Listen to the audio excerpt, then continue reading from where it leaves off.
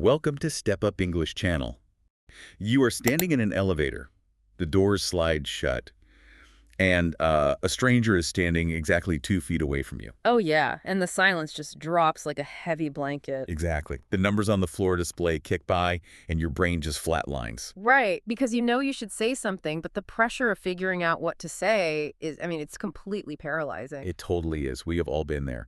So welcome to this deep dive into the art of small talk. Today we're Yes. taking insights from top communication coaches, behavioral experts, and language specialists to really figure out how to navigate this incredibly murky social landscape. And we're looking at the underlying psychology of it all, right? The precise phrasing and the unwritten cultural rules of casual conversation. Because confident people, they don't use magic to talk to strangers. No, not at all. They just use a specific, repeatable framework. Right. So the mission today for you, our listener, is to transform small talk from this dreaded, awkward chore into a really powerful tool for connection.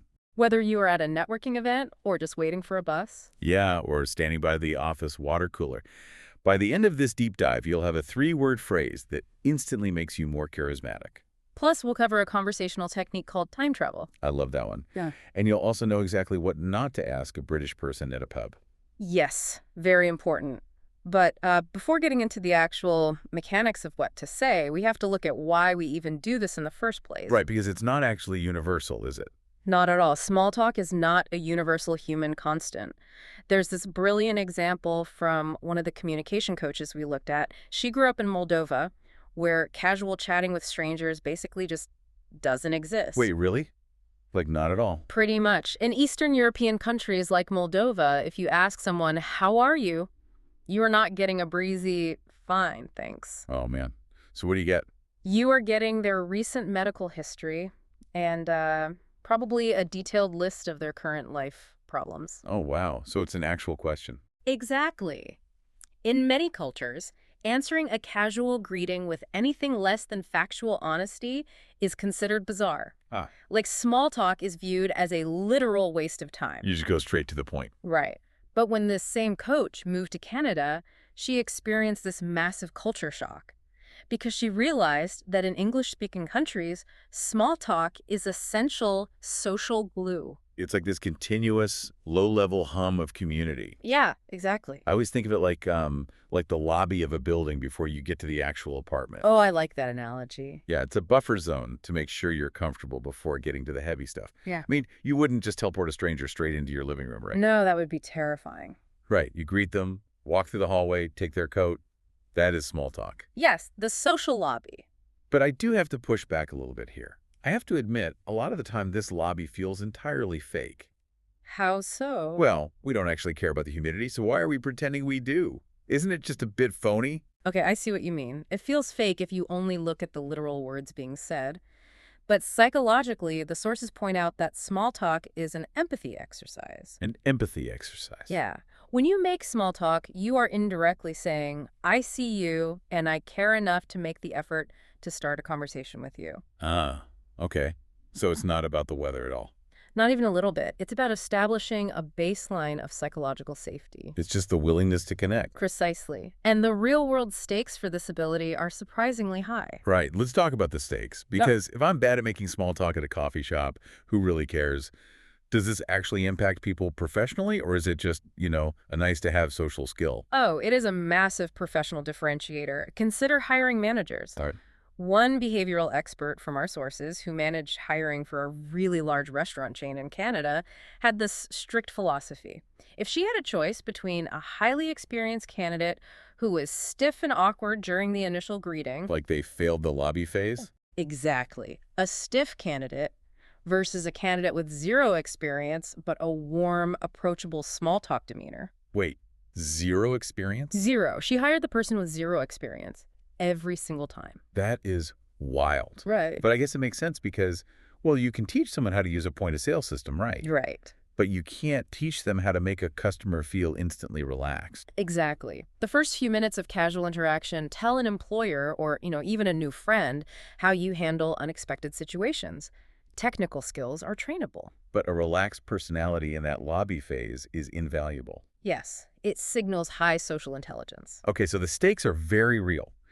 If we know it's important to build this trust, why do our minds completely blank out in the moment? Like we panic and default to, so what do you do? Or how was your day? Yeah, the day. It happens because we treat conversations like data retrieval. We act like we're inputting a command into a computer and just waiting for an output. Oh, I see. It's like asking, what do you do? Is Yeah. basically throwing a heavy medicine ball at someone who wasn't ready to catch it. That is the perfect way to describe the cognitive load. Right. You are forcing them to do all the heavy lifting of figuring out how to summarize their entire life in a way that entertains you. Exactly. When you ask generic questions, you put exhausting pressure on the other person to perform. They have to suddenly think of an interesting answer, worry about how they sound, and basically carry the dead weight of the conversation. So naturally, they drop the medicine ball. Right. They say, I'm in accounting, or my day was fine, and the conversation instantly dies. So what's the fix? How do we stop dropping the ball? The fix for this cognitive overload is a complete shift in strategy. We need to stop asking broad interrogations and start making observations. Okay, observations. Yeah. But we're not talking about just pointing at the sky and saying, look, clouds. No. There is a specific three-part framework used by conversational experts to make observations genuinely magnetic. Walk me through the framework. What's part one? The first element is specificity. You have to notice details that others just miss. Okay, give me an example. So instead of a blanket compliment like, nice shoes, you notice a specific quality. You notice they look rugged or they have a unique color pattern. Well, maybe they look like they've been through mud. Exactly. Then you add the second element, which is slight exaggeration. Oh, adding a little drama. A touch of dramatic humor, yeah. Yeah. Instead of just saying the shoes are rugged, you say, those shoes look like they could survive a zombie apocalypse. Uh-huh. Okay, I like that. Or if someone looks exhausted in the break room, you don't just say, you look tired. No, that's terrible. Right, you say something like, you have the look of someone who just survived a Monday morning meeting. Exactly. The exaggeration makes it engaging, but it's relatable enough to feel genuine. And that leads to the third element, an implied story. Implied story, so Yeah. hinting at something bigger. Yeah, you want to hint at a bigger adventure. If you see a laptop covered in travel stickers, you don't ask, do you travel? Which is a boring yes or no question. Right. Instead, you observe, that laptop has seen some adventures. Oh, that's really good. Which actually brings us to the ultimate hack from the sources for deploying these observations. It's this magic three-word phrase to start your sentences. Yes, the cheat code. It's starting a sentence with, I bet that, for example. I bet that coffee has saved your morning. Or, I bet your dog runs the house. It works so well. But let me play devil's advocate here for a second. Yeah. If someone said to me, I bet that laptop has seen some adventures, my first thought might be that they're trying to hit on me. Oh, really? Yeah, or maybe sell me something. Isn't making an assumption about a stranger a bit presumptuous? Or even kind of creepy? That is a very common fear. And it all comes down to tonality and intention. It becomes creepy when you corner someone or demand a response, but I bet that is structurally designed to be low stakes. It's an open loop. Exactly. It's an open loop. First, it shows you're actively paying attention to them as an individual, which, human beings inherently crave. Yeah, all want to be noticed. Right. Second, it removes the pressure of an interrogation. You aren't forcing them to summarize their existence. And third, and probably most importantly, it invites them to either confirm or playfully correct your observation. Oh, I see. So if I'm wrong, it's actually fine. It's better than fine. If they say, actually, I just bought these stickers online, I've never left the state, you both have a laugh and the ice is broken. It's not a demand. It's an invitation. Okay, so the observation lands. The ice is broken. They laugh. They correct your bet. And the medicine ball isn't dropped. But now what? Now you need to sustain it. Right, because observations are great for the first 10 seconds. But how do we actually find common ground without slipping right back into that interrogation trap? Well, research into conversational patterns shows that 90 to 95% of all small talk falls into just 5 broad categories. Only 5. Just 5. If you know how to navigate these 5 pillars, you are pretty much set anywhere. They are work, life, travel, food, and weather. The big 5. But the problem is, talking about work and weather usually sounds like a robot reading a status report, like, I work in sales. The weather is raining. Yeah, it's incredibly dry. So how do we fix that? That's where we use the time travel technique. Time travel. Yes. The reason those 5 topics feel dry is that people get stuck in the present tense. What do you do? Where do you live? To make it dynamic, you have to time travel to the past or the future.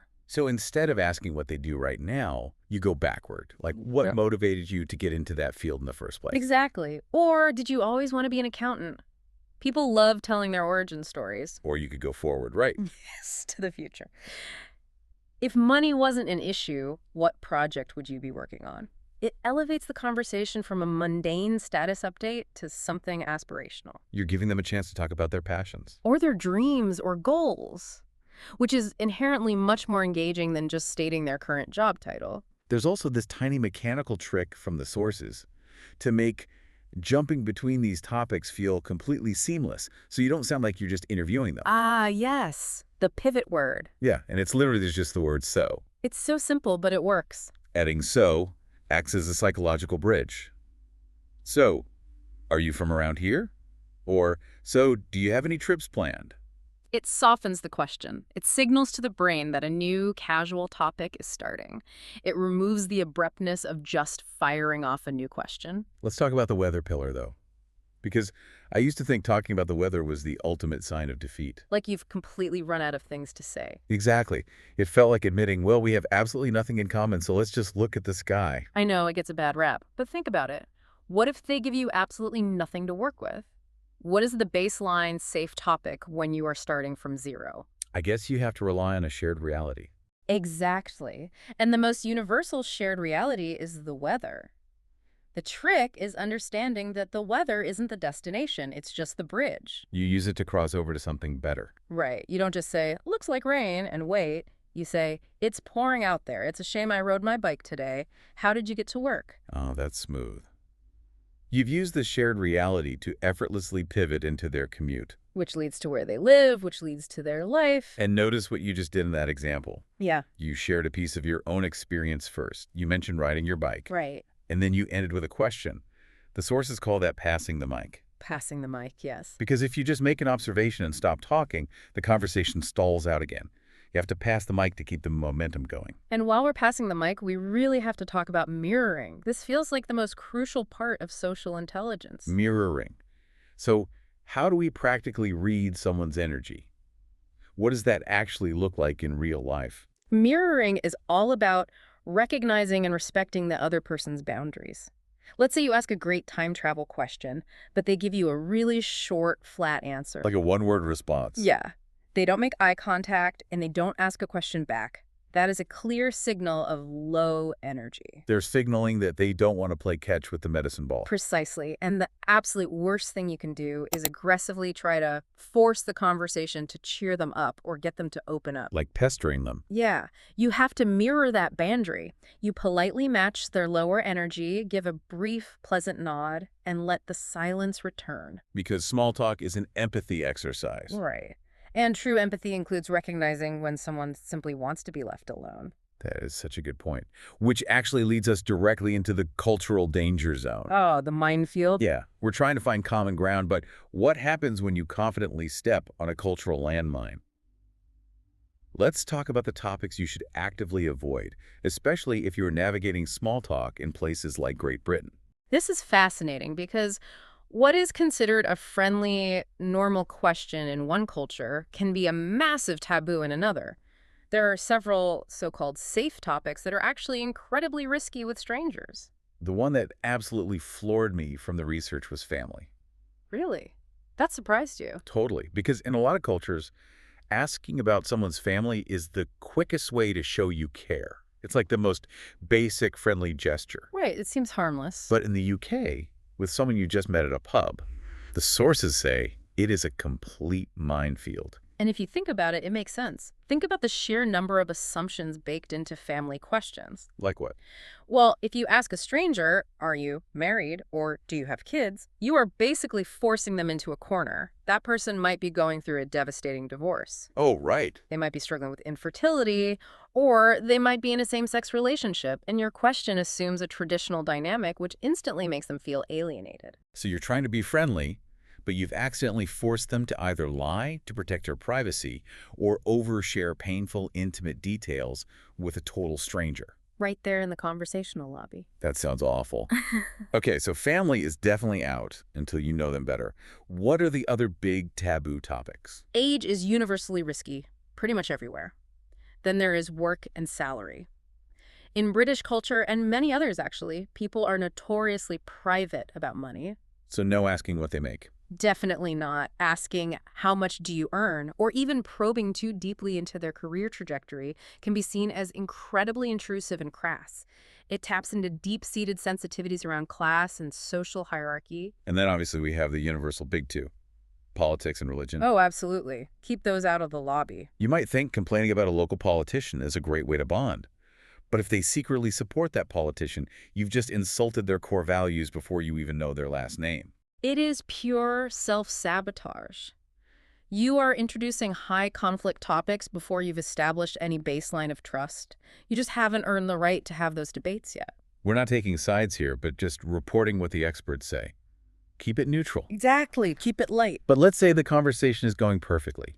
We avoided politics, we time traveled, we made a great observation about their shoes. Sounds like a great chat. But eventually, it naturally runs its course. Oh. Or maybe my bus finally arrives. How do I escape without making it incredibly awkward? Ah, the dreaded exit. I always feel like I'm trapped in trying to chew my own arm off to get away without offending them. You're not alone in that. People hate small talk largely because they don't know how to end it gracefully. But communication coaches use a very reliable three-step exit strategy. A three-step exit. Okay, what is it? It's entirely about maintaining the positive emotional footprint you just created. Step 1. You provide a clear, polite reason for leaving. Like an excuse. Not a convoluted lie, just a simple fact. I need to get back to my desk or I'm going to go grab another coffee. It's like simple enough. Step 2. You validate the interaction by saying something genuinely nice, like, it was really great hearing about your trip to Italy. So reason, then validation. And step 3. Step 3 is you offer a warm goodbye. Have a great rest of your week. Reason, validation, goodbye. So I need to go find my friend, but it was so great meeting you. Have an awesome weekend. Perfect. That is so incredibly clean. It doesn't leave them hanging, wondering if they said something wrong to drive you away. Exactly. They probably won't remember the exact words you said, but they will remember that you made them feel comfortable and that you respected their time by exiting gracefully. It leaves the door wide open for future interactions. So mastering small talk isn't about memorizing a rigid script at all. It's a complete shift in how you view the people around you. It really is. For you, our listener, your mission is to remember that small talk is an empathy exercise. It is the social glue that makes society function. Stop treating conversations like a computer asking for data inputs. Start making clever, specific observations. Use "I bet that" to open the loop without putting pressure on them. And when you hit those big 5 topics, work, life, travel, food, and whether time travel to the past or future to uncover their actual passions. And remember that the goal isn't to be the most interesting person in the room. The goal is to be the most interested. I love that. Be interested. I want to leave you with one final thought to mull over. The next time you find yourself standing in an elevator or waiting in line at a grocery store and that heavy, awkward silence descends. The blanket of silence. Exactly. Realize this. The stranger standing next to you is likely just as terrified of the silence as you are. They are overthinking it too. They're waiting for someone to give them permission to relax. Will you be the one to bridge that gap? It's a really powerful opportunity hiding in plain sight. It really is. Thank you for joining us on this deep dive into the art of connection. Take these tools, test them out today, and see how the world opens up. We'll catch you on the next one.